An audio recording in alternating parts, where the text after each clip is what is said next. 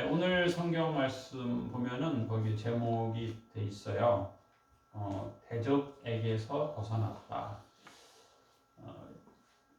초기에 그 에스더는 모르드게와 함께 참 궁지에 몰렸고 멸절의 위기에 공포감에 떨 수밖에 없는 권세자들 앞에서 정말 미약한 그런 궁지에 몰린 쥐와 같은 그런 처량하고 처참한 지경이었는데 이제 하나님께서 역사하게 됐을 때 그 막강한 대적들이 다 몰락하게 되는, 도륙당하게 되는 내용이 이제 오늘 9장에 나옵니다. 그렇지만 이 9장 이전까지만 해도 여전히 유다인들은 12월 13일이 죽는 날이었어요. 그런데 하나님께서 완전히 역전시키셨어요. 정반대로. 그래서 칼을 갈고 있던 7만 5천 명들이 오히려 칼에 의해서 참수가 되는 그런 놀라운 역사가 있게 되었는데, 우리가 사는 이 세상에도 우리가 살다 보면 어느 때 위기가 닥칠 수 있죠. 개인적인 어려움, 개인적인 근심이 있을 수도 있고, 국가적인 어려움, 국가적인 근심, 혹은 믿는 자들에게 대적들이 판을 치고 권력을 주는 그런 때가 있을 수 있는데, 오늘 말씀처럼 하나님께서 정하신 때가 되면 역전이 되고 우리가 승리케 되고 놀라운 기쁨을 얻게 된다는 것을 여러분들이 다 확신하시고 날마다 범사의 기쁨으로 승리하는 우리 모두가 되시기를 축복합니다. 아멘. 제가 좋아하는 그 미국 노래 가사를 잠깐 소개할게요. Now I understand. 이제는 제가 이해하게 됩니다. What you try to say to me. 당신이 내게 말하려고 했던 것. How you suffered for your sanity. 당신의 온전함으로 고난당한 것. How you try to set them free. 어떻게 그들을 자유케 하려고 했는지. They would not listen. 그들은 듣지 않았습니다. They did not know how. 그들은 어떻게 하는지 몰랐다. Perhaps they listen now. 아마 그들은 이제 듣게 될 것이다. 유행가 가사인데 저는 이 가사 속에서 예수님이 생각이 나요. 예수님이 우리에게 말씀하고자 하신 것, 하나님께서 우리에게 가르쳐 주고자 하신 것, 이것을 우리가 이해하지 못했다. 오랜 시간. 어떻게 보면 에스더와 모르드게도 참 힘들었잖아요. 굵은 베옷을 입고 정말 아주 험한 세월을 살아오게 되는데, 이해하지 못하는 순간은 오해하는 순간이고, 오해하는 순간은 화가 나는 순간이 있죠. 그런데 이제 시간이 흐르고 나서는 이제는 이해하게 됐다. Now I understand. Now I understand. 이제는 알게 됐다. 이게 참 좋은 것 같아요. 그리고 당신은 그들을 어떻게 자유케 하려고 했는지. 자유케. 지금 이제 결국 에스더서도 이 9장에 와서는 하나님께서 자유케 하게 된 것을 알게 되는 거죠. 근데 이 가사는 어떻게 보면 에스더와 모르드게의 노래라고도 저는 생각해 보는 거예요. 그런데 그 오랜 시간 동안은 힘든 거예요. 이해하지 못하니까. 화가 나기도 하고 고통스럽고. 그런데 사실은 하나님은 자유케 하고자 하는 계획이 있었는데 하나님에 대한 의심 때문에 그걸 누리지 못하는 거죠.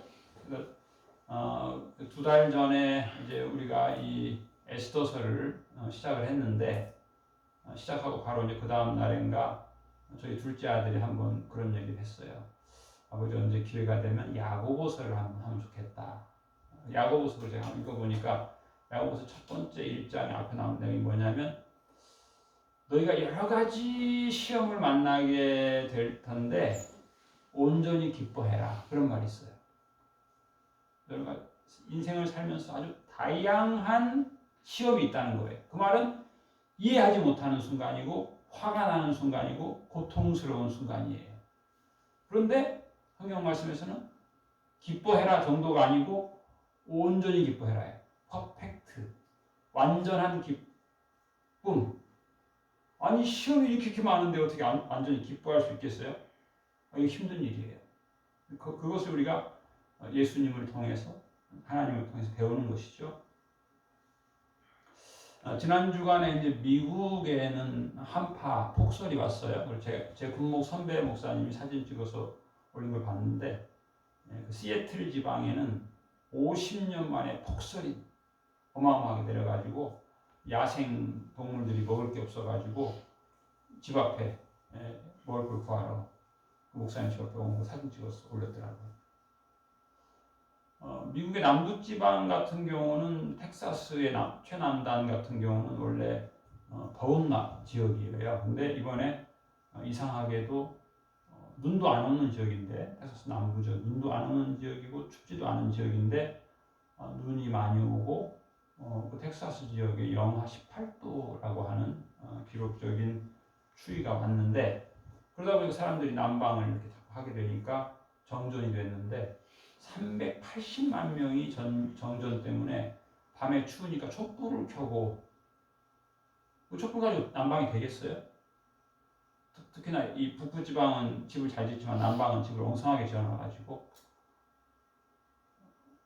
그리고 부지런한 사람은 도저히 안 되니까 자동차에 시동을 켜고 창문에다가 난방 호스를 달아가지고 자기 집으로 들어오게 한 그렇게 부지런한 사람도 있었는데 겨울 한파 때문에 이제 풍력 발전기가 멈춰서고 태양전지 발전소가 멈춰서고 이래서 2년 전에 우리 교회 홍집사 집에 여름에 사람들이 에어컨 많이 돌려가지고 밤새도록 저녁 때 전기가 나가가지고 더워서 다들 뭐 죽을 뻔했다 그러는데 뭐 더운 거야 뭐 찬물에 발 담그면 살지만 이 추운 것은 참 이거 힘든 일이죠. 미국이 잘 사는 나라인데 우리도 상상하기 힘든 그런 380만 명이라고 하는 사람이 정전으로 고생했다는 얘기 들었어요. 뭐 요즘 뭐 소식들이 다들 경험해보지 못한 초유의 소식들이 많이 있습니다.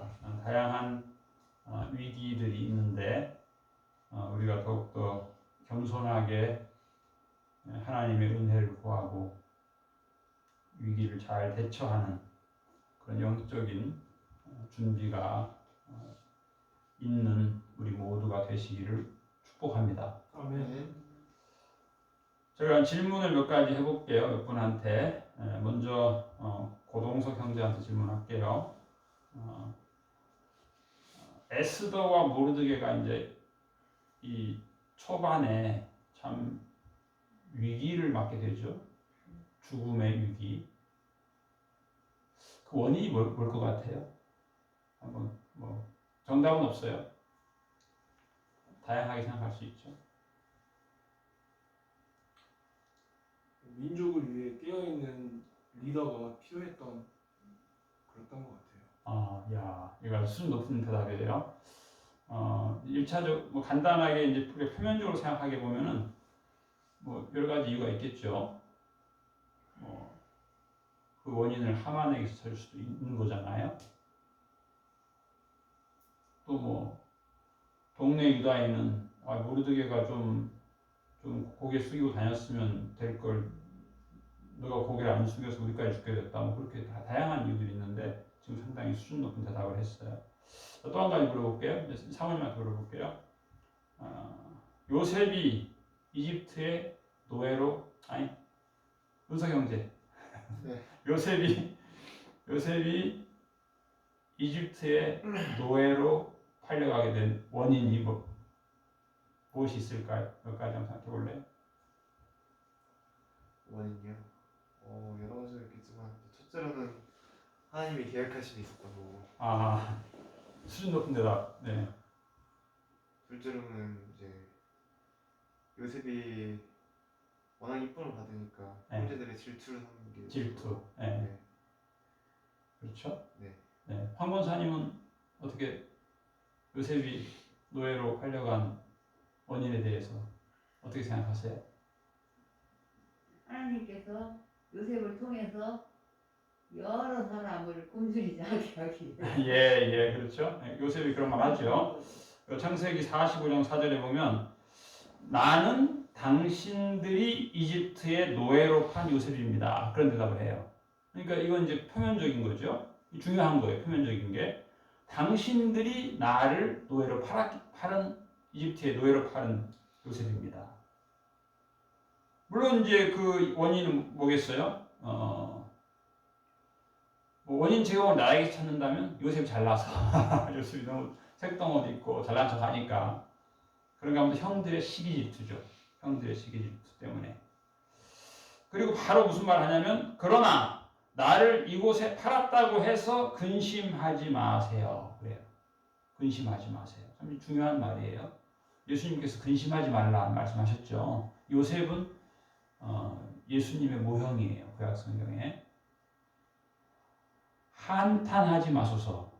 그렇죠. 지금 이 사람들은 참 배고파가지고 2년 동안 제대로 먹지 못해가지고 흉년 때문에 아주 이 자존감이 뚝 떨어진 상태거든요. 그래서 겨우 거지 외국에 모든 걸 다 팔아서 식량 좀 사러 왔는데 자기들이 미워해서 팔은 요셉이 당시 세계 최대 제국의 국무총리가 됐으니 한탄이 나오죠. 한탄하지 마소서. 하나님이 생명을 구원하시려고 나를 당신들보다 앞서 보내셨습니다. 이게 무슨 말이에요? 하나님이 보냈다는 거예요. 당신들이 나를 판 게 아니라는 뜻이에요. 이 땅에 흉년이 2년 들었으나 아직 5년 동안은 파종도 못하고 추수도 못할 흉년입니다. 보통 흉년은 파종은 해요. 근데 이거는 파종도 못한다는 얘기 뭐예요? 땅이 완전히 그냥 먼지로 다 풀풀 날린다는 얘기예요. 그리고 끌어올 물도 없고 하나님이 당신들의 생명을 보존하고 당신들의 후손을 세상에 두시려고 참 하나님이 당신의 생명을 위해서 나를 먼저 보냈다는 거. 그리고 당신들 후손을 세상에 두기 위해서 나를 당신들보다 먼저 보냈습니다. 이게 중요한 거예요. 보냈다라고 하는 말이 중요한 단어예요. 예수님께서 12제자를 보내사. 그래서 아포스톨로스 사도예요. 아포스톨로스가 보낸다는 뜻이거든요. 하나님 나를 보내셨다는 거예요. 하나님 나를 사도로 보내신 거예요. 그런즉 이리로 나를 보내신 이는 당신들이 아니요 하나님이십니다. 하나님이 나를 바로에게 아버지로 삼으시고 이 부분 좀 이상하기도 하죠. 나를 바로의 아버지로 삼았다는 거예요. 대단한 거죠. 그 애굽에서 최고로 높은 사람. 그렇죠. 왕이 요셉 말대로 하는 거예요. 왕이 요셉 말대로 하면 요셉은 하나님의 영광으로 사는 사람이니까 그대로 되는 거예요. 그리고 뭐라고 했냐면 그 온 집의 주로 삼으셨다. 나를 하나님이 바로로 하여금 당대 세계 최대 제국의 파라오가 나를 최고의 위치에 올렸다는 거예요. 그리고 이집트 온 땅의 통치자로 삼으셨나이다. 그러니까 이제 요셉이 이집트로 가는 것은 험한 여정이에요. 고통스러운 여정이에요. 그 표면적 이유는 아주 인간적이에요. 그런데 거기에 보이지 않는 하나님의 역사가 있는 거예요.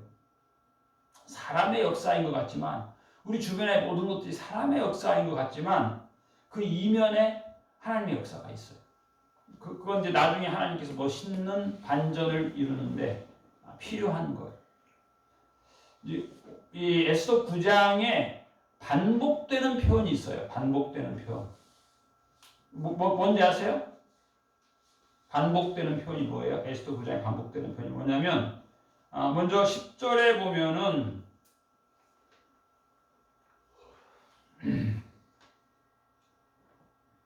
하만의 12아들을 죽이게 됩니다. 하만의 12아들을 죽이게 돼요. 근데 이제 하만은 굉장한 권력가인 정도가 아니고 굉장한 재벌이었어요. 우리가 알죠? 그 초창기에 보면은 뭐 은을 뭐 몇 수레를 왕에게 기증하겠다고 국정 운영하는 비용으로. 그 집이 뭐 대단하겠죠. 우리나라 같은 경우는 99칸 제한을 했다고 하는데 99칸 이상일 것 같아요. 옛날 참 이상한 건 옛날 집들이 2000년 전 집들이 얼마나 화려한지 몰라요. 그런데 무슨 말이 있냐면 10절 끝에 보면 그런 말이 있어요. 곧 함무다다의 손자요 유다인의 대적 하만의 열아들을 죽였으나 그들의 재산에는 손을 대지 아니하였더라. 이 말이 있어요. 원래 이제 우리 옛날 아브라함 때 전쟁을 하게 되면 전쟁하는 이유가 뭐예요? 재산이에요, 재산. 그 재산을 탈취하려고 전쟁하고 죽이고 그러는 거거든요. 정복하면 그 사람을 물론 노예로 삼기도 하지만 그 재산이거든요. 그런데 오늘 본문에 보면은 재산에 손대지 않았다. 그런 말이 10절에 있고 또 15절에도 나와요. 15절 아달월 14일에도 수산에 있는 유다인이 모여 또 300명을 수산에서 도륙하되 그들의 재산에는 손을 대지 아니하였고 또 그렇게 돼 있어요. 16절에도 마찬가지예요. 왕의 각 지방에 있는 다른 유다인들이 모여 스스로 생명을 보호하여 대적들에게서 벗어나며 자기들을 미워하는 자 7만 5천 명을 도륙하되 그들의 재산에는 손을 대지 아니하였더라.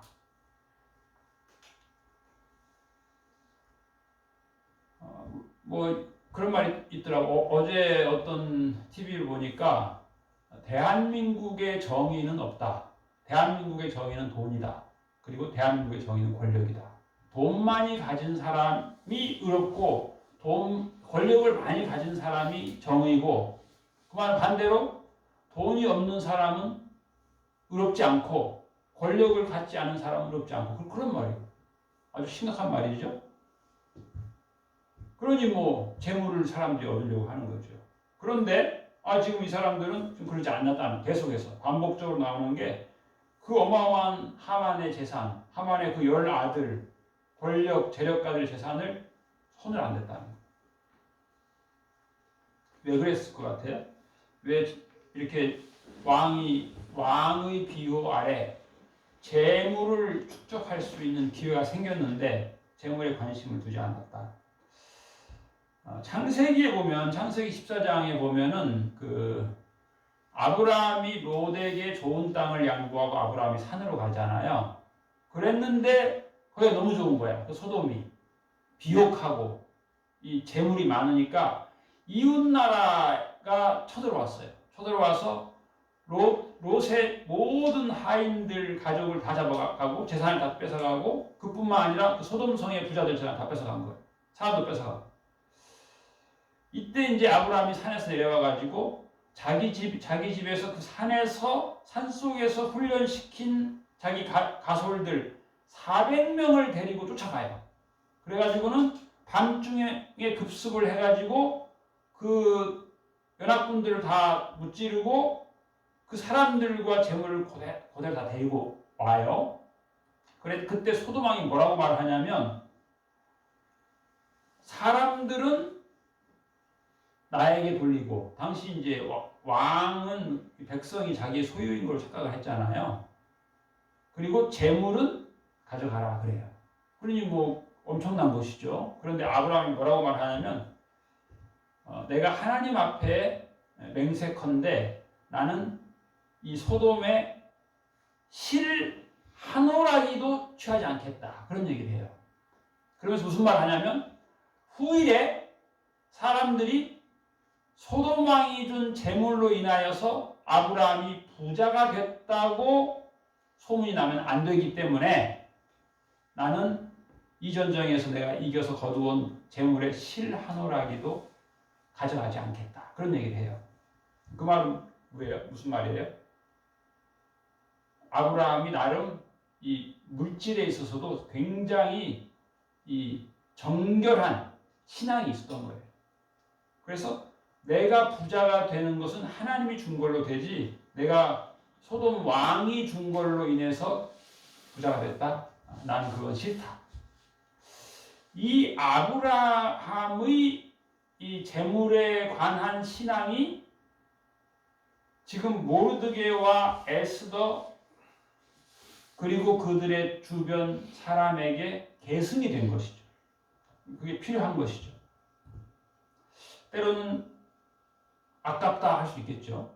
그런데 그걸 전혀 아까워하지 않았어요. 그리고 그 재물이 많이 있었겠죠. 어쨌든 그 하만과 그 아들 그 재물을 다 가난한 사람을 나눠줬다는 거예요. 성경을 보면은 그 많은 재물을 가난한 사람에게 구제했다 그렇게 되어 있어요. 근데 이게 바로 뭐냐면 불임절이에요. 불임절. 근데 불임절이라고 하는 거는 이제 부르라고 하는 게 무슨 제비 뽑기를 부르라고 해요. 히브리 말이에요. 제비 뽑은 페스티벌이에요. 축제예요. 그런데 에스더가 무슨 말을 하냐면 규례를 세우게 해주세요 그래요. 그게 무슨 말이냐면 법령 공포예요. 세상적으로 표현하면 뭐 옛날에 뭐 나라의 대통령이 뭐 무슨 날을 휴일로 한다. 예를 들면 뭐 광복절이 8월 15일인데 그날이 주일이었으므로 월요일날 쉬도록 한다. 이런 거예요. 이런 거.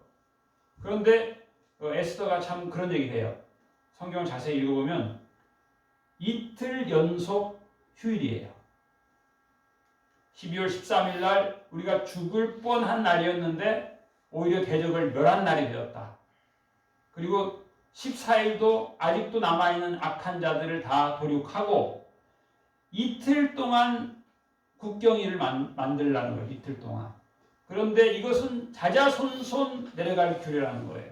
그리고 이것은 두 날을 붙여서 쉰다는 거예요. 왜? 우리 인간들이 그렇잖아요. 요즘 뭐 특히 이렇게 사업을 하는 분들이 뭐 한 달에 하루 쉬기도 어려워요. 근데 연달아 이틀 쉬기는 더 힘들어요. 뭐 월세가 한 달에 제가 아는데 보니까는 한 달에 월세가 900만 원 나가는데 그리고 빌딩 관리비가 300만 원이에요. 그러니 뭐 하루 쉬면 그게 돈이니까 이틀 못 쉬어요.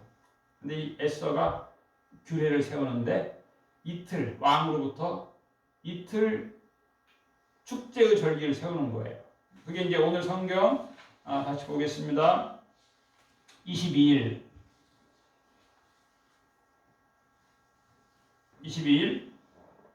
이달 이날에 유다인들이 대적에게서 벗어나서 평안함을 얻어 슬픔이 변하여 기쁨이 되고 애통이 변하여 길한 날이 되었으니 이 두 날을 지켜 잔치를 베풀고 즐기며 서로 예물을 주며 가난한 자를 구제하라 하매. 그래서 이제 오늘 말씀이 바로 이 불임절에 대한 얘기입니다. 이것은 이제 새로운 휴가이기도 하고 감사절이기도 한 거예요.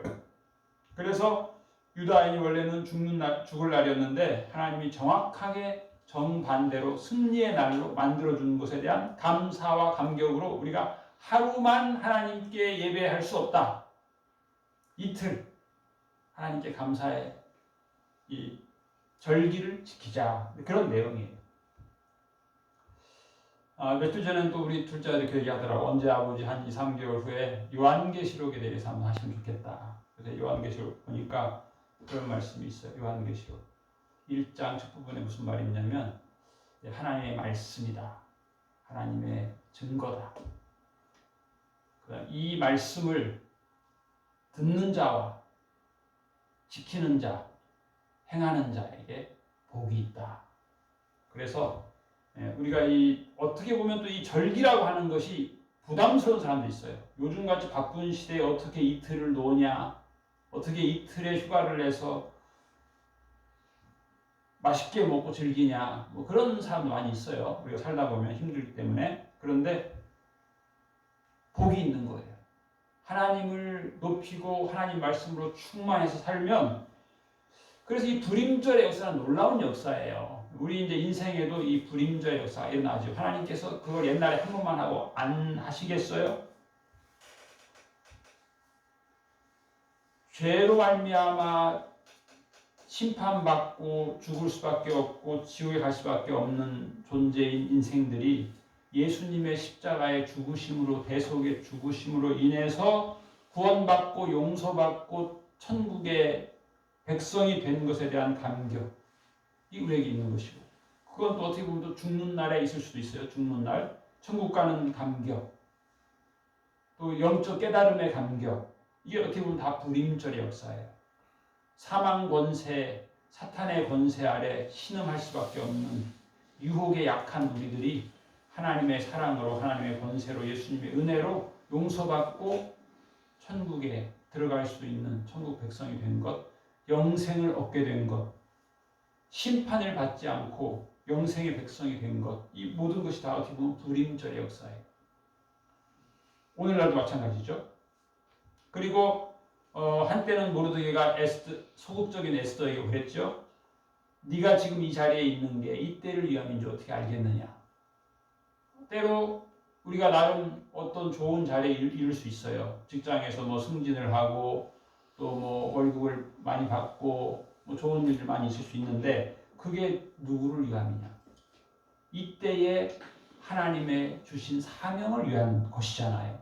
그 에스더가 괜히 거기 있었겠어요? 하나님이 괜히 아무 목적 없이 잘 먹고 잘 살으라고 궁궐의 황후가 되게 했겠어요? 그 하나님 다 목적이 있는 거죠.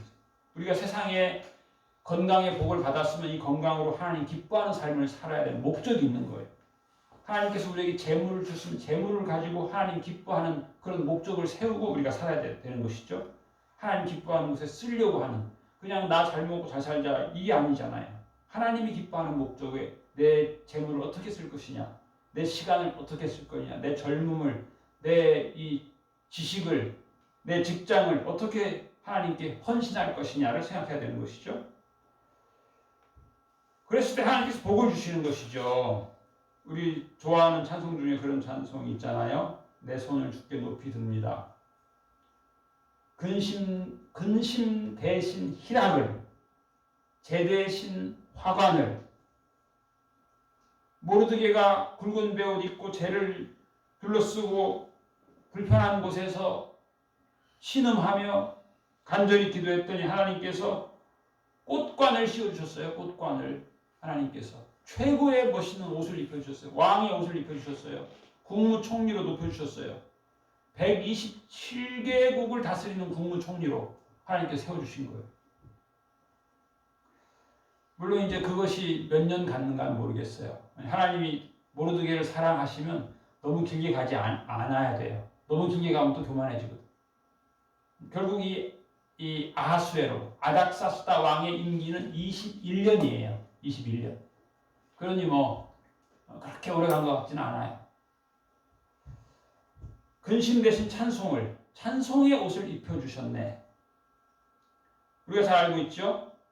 결국 오늘 이 성경을 자세히 보면 온 백성에게 유익이 되게 했다. 그 다음에 모르드게가 왕의 조서를 보낼 때는 첫 부분이 화평의 조서를 보내라 그렇게 되어 있어요. 화평의 조서. 온 백성에게 유익이 되는 조서. 악한 자를 진멸하고 그리고 잔치하고 가난한 자에게 그 악한 자가 쌓아놓은 재물을 다 베푸는 그래서 하나님의 법칙이에요. 악한 자가 쌓아놓은 모든 재물은 불쌍한 자에게 다 베풀어라. 자, 따라합시다. 하나님을 사랑하는 자, 곧 그 뜻대로 부르심을 입은 자들에게는 모든 것이 합력하여 선을 이루느니라. 아멘. 이 한 주간도 우리의 인생에 하나님께서 우리에게 사랑을 베푸시고 우리가 하나님을 사랑하게 하시고 합력하여 선을 이루시고 승리케 하시는 하나님을 찬양하는 기쁨이 넘치는 삶을 살아가는 우리 모두가 되시기를 축복합니다. 아멘. 기도하겠습니다. 하나님 아버지, 에스더와 모르드게와 유다 백성들이 악한 권력자들의 득세로 인하여서 눈물 흘리며 금식하며 기도할 수밖에 없는 참 고통의 세월을 보내었지만 하나님께서 미리 예비하셨기 때문에 에스더를 통하여 에스더의 눈물과 기도를 통하여 하나님께서 놀라운 승리의 역사를 이루신 것을 저희들이 보게 하시니 감사드립니다. 아멘. 그들이 규례를 정하고 해마다 이 역사를 기록하고 정해놓은 때 이 두 날을 이어서 지켜 패하지 아니하기로 작정하고 각 지방, 각 읍, 각 집에 대대로 이 두 날을 기념하여 지키되 이 부리미를 유다인 중에서 패하지 않게 하고 그들의 후손들이 계속해서 기념하게 한 것처럼 하나님께서 우리에게 베푸신 인생에 베푸신 놀라운 역사들 사랑하심과 승리케 하심과 합력하여 선을 이루신 것을 저희들이 기억하고 기뻐하고 즐거워하게 하여 주옵시고 아멘. 예수님께서 말씀하신 것처럼 내 아버지의 즐거움에 참여하라 그 말씀을 듣고 우리들이 다양한 시험 중에도 온전히 기뻐하는 삶을 살게 하여 주옵시고 주의 말씀을 듣고 읽고 그 가운데 기록한 대로 지켜 행하는 복된 삶을 살게 하여 주시옵소서. 우리의 일생에도 부림의 놀라운 역사들을 경험하게 하여 주옵시고 기억하고 하나님께 영광 돌리고 감사와 기쁨이 넘치는 찬양의 인생들이 되게 하여 주시옵소서. 주께서 이렇게 역사하실 것을 믿사오며 감사드리며 예수님 이름으로 기도하옵나이다. 아멘.